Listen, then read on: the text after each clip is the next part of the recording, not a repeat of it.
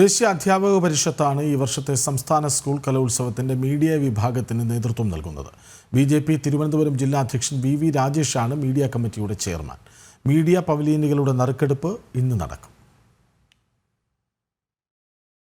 63ാമത് സംസ്ഥാന സ്കൂൾ കലോത്സവത്തിന്റെ വിവരങ്ങളും വിശേഷങ്ങളും യഥാസമയം ജനങ്ങളിലേക്ക് എത്തിക്കാൻ എണ്ണയിട്ട യന്ത്രം പോലെ പ്രവർത്തിക്കുകയാണ് കലോത്സവത്തിന്റെ മീഡിയ കമ്മിറ്റി.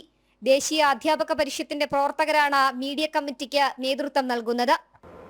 ഏഷ്യയിൽ തന്നെ കുട്ടികളുടെ ഏറ്റവും വലിയ യുവജനോത്സവത്തിൽ ദേശീയ അധ്യാപക പരിഷത്ത് ഏറ്റെടുത്തിരിക്കുന്നത് മീഡിയ കമ്മിറ്റിയാണ്. ഏറ്റവും പ്രധാനപ്പെട്ട പങ്കെന്ന് പറയുന്നത് ഈ ഒരു കമ്മിറ്റിക്കാണ്. അത് മാധ്യമങ്ങളുടെ മീഡിയകളുടെ ഒരു ശ്രദ്ധയാണ്, ഒരു അറ്റൻഷനാണ്. ഇതിനെ ഏറ്റവും കൂടുതൽ ജാഗരൂകമായി കാര്യക്ഷമമായിട്ട് യാതൊരു വിധമായിട്ടുള്ള ബുദ്ധിമുട്ടും ഉണ്ടാക്കാതെ ഇതിനെ മുന്നോട്ട് കൊണ്ടുപോകുന്നതിൻ്റെ അറ്റൻഷൻ എന്ന് പറയുന്നത് മീഡിയയുടെ ഇടപെടലുകളാണ്. അതുകൊണ്ട് തന്നെയാണ് ഈ കമ്മിറ്റിക്ക് ഏറ്റവും വലിയ പ്രാധാന്യമുള്ളത്. ബിജെപി തിരുവനന്തപുരം ജില്ലാ പ്രസിഡന്റും കൗൺസിലറുമായ വി രാജേഷാണ് മീഡിയ കമ്മിറ്റിയുടെ ചെയർമാൻ.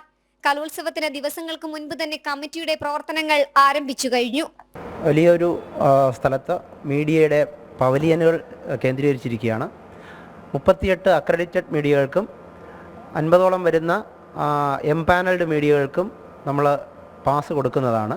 സെൻട്രൽ സ്റ്റേഡിയത്തിൽ വെച്ച് 2:30-നുള്ള നറുക്കെടുപ്പിൽ നമ്മുടെ മീഡിയ കമ്മിറ്റിയുടെ ചെയർമാൻ ശ്രീ വി രാജേഷ് പങ്കെടുക്കുന്നതാണ്.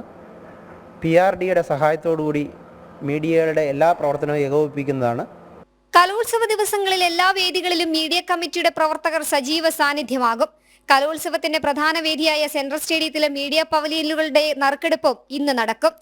ജനം, തിരുവനന്തപുരം.